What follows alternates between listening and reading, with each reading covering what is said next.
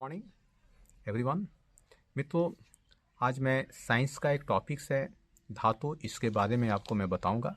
इस टॉपिक्स के साथ आप बने रहें और उपयोगी ज्ञान प्राप्त करने का प्रयास करें। धातु एक महत्वपूर्ण टॉपिक्स है, क्योंकि आज धातु का उपयोग हम अपने दैनिक जीवन में बहुत ज़्यादा करते हैं और पूरे वर्ल्ड लेवल पर इसका बहुत ज़्यादा उपयोग होता है। तो सवाल ये उठता है कि हम धातु किसे कहें। तो विज्ञान में धातु के कुछ स्पष्ट डिफिनेशन हैं।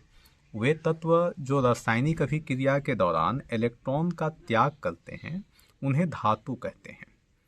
अब विभिन्न प्रकार के धातु हैं। जैसे आप लोहे को दें, जो सबसे कॉमन धातु है, हर जगह उपयोग आता है। सोना है, चांदी है, एल्युमिनियम है, ये सबसे ज़्यादा उपयोग में आने वाले धातुएं हैं। और ऐसे पूरे देश में, पूरे विश्व में धातुओं की संख्या प्राकृतिक रूप से 70 की संख्या है, अधातुओं की संख्या 20 है, उपधातु की संख्या 2 है, और बाकी के जो धातु हैं वह मैन मेड हैं।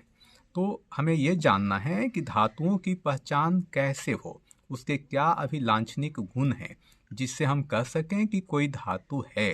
तो उसके लिए विज्ञान में कुछ भौतिक अवस्थाएं और कुछ धात्विक अभिलाक्षणिक गुण बताए गए हैं जो भौतिक रूप से हम उन्हें पहचान सकते हैं। पहला है भौतिक अवस्था, दूसरा है आघातवध्यता, तीसरा तन्यता, चौथा चमक, पांचवा ध्वनिक और छठा चालकता। आइए आपको बताते हैं कि भौतिक अवस्था क्या है। तो सामान्यतः जितनी भी धातुएं हैं वह सभी ठोस रूप में पाए जाते हैं। सब कैसे हैं? तो ठोस अवस्था में पाए जाते हैं। ज़्यादातर धातुएं ठोस अवस्था में पाए जाते हैं, ठोस हैं। इनमें से एक धातु जिसे हम लोग मरकरी बोलते हैं, यह द्रव्य अवस्था में पाया जाता है, जो एक प्रकार से अपवाद है। मरकरी, तो मरकरी अपवाद है। उन 70 धातुओं में एक जो मरकरी है वह द्रव अवस्था में, और बाकी के सारे धातु ठोस अवस्था में पाए जाते। दूसरा गुण है आघातवर्ध्यता। आघातवर्ध्यता का मतलब, आघात का मतलब होता है पीटना, वर्ध्यता का मतलब बढ़ना, यानी पीटने से धातुएं बढ़ने लगे तो उसे हम लोग बोलते हैं आघातवर्ध्यता। तो जितनी भी धातुएं हैं इन्हें पीट पीट करके इनसे चादरें बनाई जा सकती है, यानी इतना वह फैल सकता है तो इसकी चादरें बनाई जा सकती हैं, चादरें बनती हैं। और सबसे ज़्यादा आघातवर्ध धातु है सोना और चांदी। इन्हें पीट पीट करके, कौन सा? सोना और चांदी सबसे ज़्यादा आघातवर्ध धातु हैं। आपने देखा होगा कि बहुत सारी मिठाइयों में बर्फ चढ़े रहते हैं सोने और चांदी का, तो वह क्या है, बिल्कुल इस कागज़ के पतले पेज से भी ज़्यादा पतला होता है। तो ये उसके आघातवर्धी गुण के कारण हैं। धातुओं का एक महत्वपूर्ण गुण है तन्यता। तन्यता अर्थात खींच करके लंबा करना। इस मामले में जो एक महत्वपूर्ण तत्व है, अर्थात जो धातु है, वह है सोना, जिसे खींच करके तार बनाई जा सकती है। सोना के 1 ग्राम लगभग 2 किलोमीटर लंबी तार बनाई जा सकती है। तो यह काफ़ी तन्य है। इसी तरह से चांदी है, तांबा है, एल्युमिनियम है, लोहा है। इन्हें खींच करके हम लोग क्या कर सकते हैं? लंबी तार बना सकते हैं। इसका बहुत आयत उपयोग रोप बनाने, तार बनाने के काम में आते, विद्युत के उपकरणों को बनाने में काम में लाते हैं। अब आपको आगे बताते हैं, जो धातु का अगला गुण है वह है चमक, यानी उसमें एक प्रकार की विशिष्ट चमक होती, धात्विक चमक होती है। आप जितने भी धातु देखेंगे सब अलग अलग रंगों में होते हैं और उसमें अलग अलग चमक होती है, जो एक विशिष्ट गुण इन्हें प्रदान करता है। जैसे आप देखेंगे सोने को, तो सोना कैसा होता है? सोना को बोलते हैं पीली धातु, यानी इसे बोलते हैं पीली धातु। इसी प्रकार से चांदी को देखिए, तो चांदी सफ़ेद सफ़ेद। इसी तरह से आप तांबे को देखें, तांबा ये कैसा होता है? तो यह लाल भूरा होता है, लाल भूरा होता है। लोहा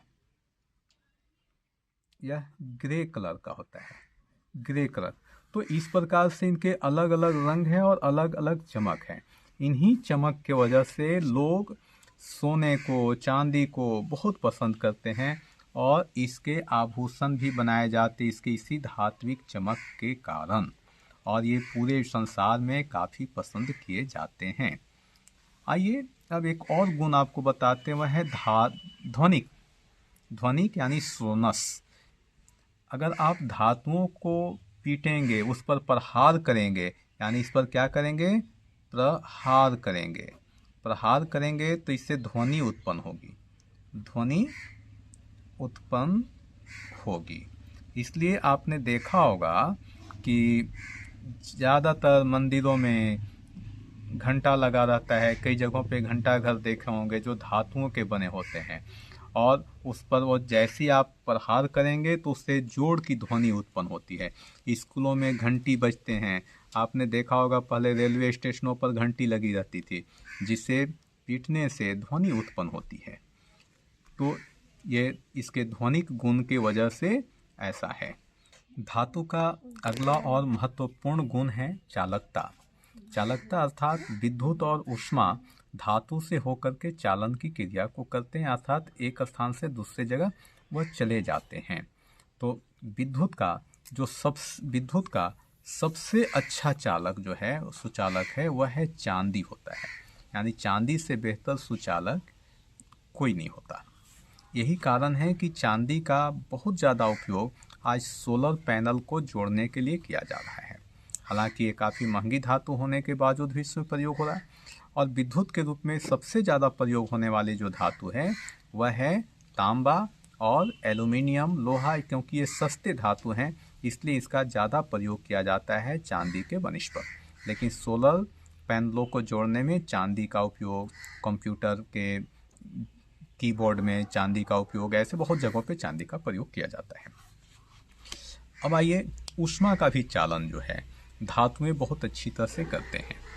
आप तो तांबा वगैरह ऊष्मा के बहुत अच्छे सुचालक हैं, जिससे कि विद्युत ऊष्मा जो है बड़े आसानी से एक जगह से दूसरे जगह चले जाते हैं, वो आसानी से गर्म हो जाता है।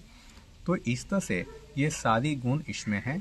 तो इन गुणों की वजह से धातुओं की पहचान हो जाती है और इन सारे गुण इनकी विशेषताओं को लेकर आता है, जिससे हम कह सकते हैं कि धातु हैं, और इन्हीं की विशेषताओं में छिपी हुई है इनके उपयोगिता भी। और जैसे जैसे इनकी विशेषताएं हैं उसके हिसाब से हम धातु को अपने दैनिक जीवन में और अपने व्यावसायिक जीवन में तरह तरह का उपयोग करते हैं। धन्यवाद विद्यार्थियों। आज धातु के संदर्भ में इतना ही। अगले टॉपिक्स के रूप में मैं अधातु के बारे में आपको बताता हूँ।